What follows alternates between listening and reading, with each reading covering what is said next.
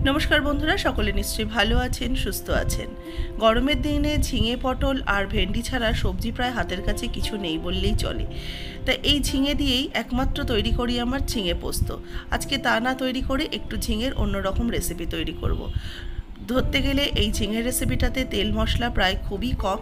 রেসিপিটা যদি ভালো লাগে অবশ্যই লাইক করবেন, শেয়ার করবেন। যারা নতুন দেখছেন চ্যানেলটাকে সাবস্ক্রাইব করে নেবেন।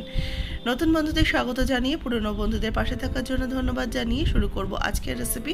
Welcome to Mimi's recipes. এখানে আমি ঝিঙের খোসা ছাড়িয়ে রেখে দিয়েছি আর তার সাথে নিয়েছি আলুটাও খোসা ছাড়িয়ে রেখে দিয়েছি। ঝিঙেটাকে এবার আমি টুকরো করে কেটে নেব। তবে ঝিঙেটাকে একটু বড় বড় টুকরো করে কাটবো, কারণ ঝিঙে তো অনেকটা জল থাকে, খুব তাড়াতাড়ি নরম হয়ে একদম চিপসে ছোট হয়ে যায়।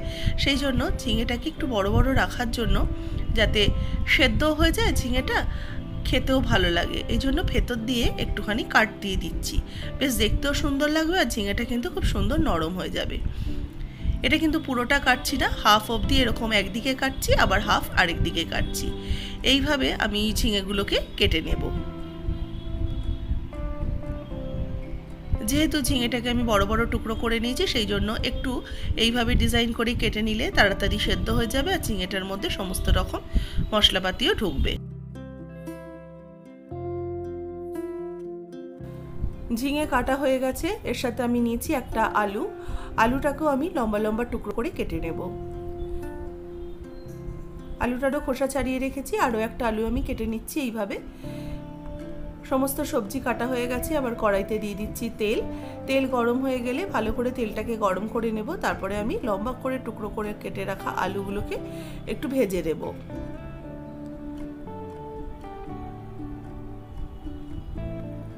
আলুগুলোকে কিন্তু একটু লাল লাল করে ভাজতে হবে। একটু সামান্য লবণ দিয়ে আলুটাকে একটু লাল করে ভেজে নিচ্ছি। আলু প্রায় আমার ভাজা হয়ে গেছে। এবার এই আলুগুলোকে আমি উঠিয়ে রেখে দেব।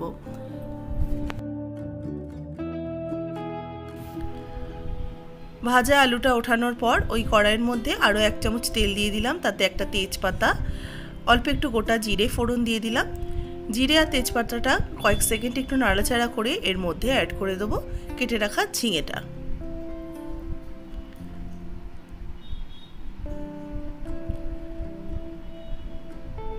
ঝিঙেগুলো দিয়ে এবার এই তেলের মধ্যে নাড়াচাড়া করব যতক্ষণ না ঝিঙেটা একটু নরম হয়ে আসছে ততক্ষণ পর্যন্ত।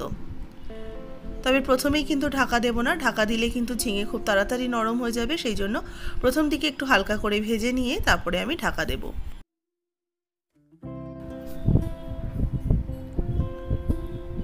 ঝিঙে বেশ 2-3 মিনিট আমি ভালো করে একটু ভেজে নিয়েছি। দেখুন খুব বেশি কিন্তু এখন অবধি জল বের হয়নি। এবার এর মধ্যে দিয়ে দেবো আদা বাটা।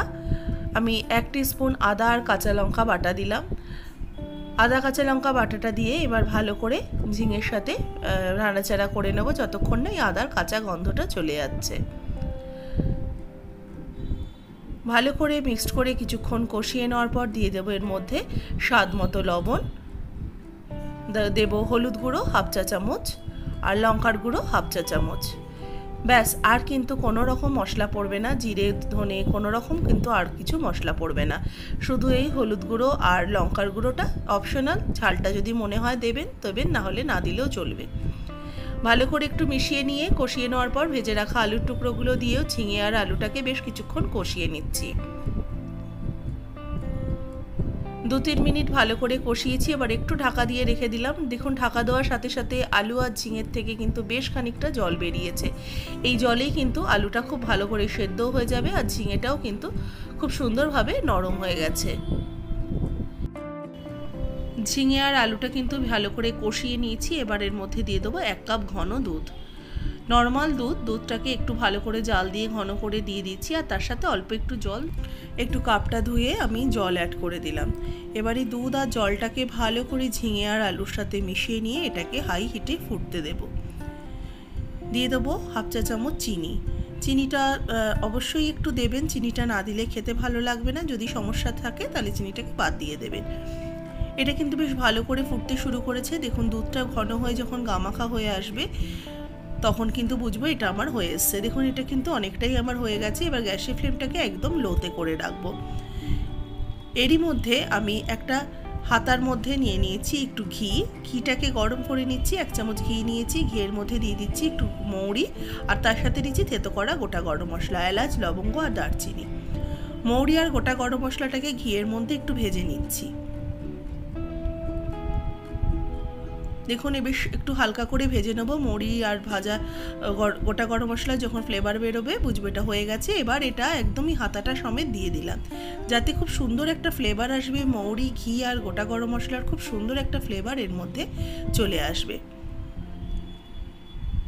এটাকে এবার হালকা হাতে নাড়াচাড়া করে নামিয়ে সার্ভ করে নিয়েছি। আজকের রেসিপি কেমন লাগলো অবশ্যই জানাবেন। ভালো লাগলে লাইক করবেন, শেয়ার করবেন। যারা নতুন দেখছেন অবশ্যই আমার চ্যানেলটাকে সাবস্ক্রাইব করে পাশে থাকা বেল আইকনটা প্রেস করে দেবেন।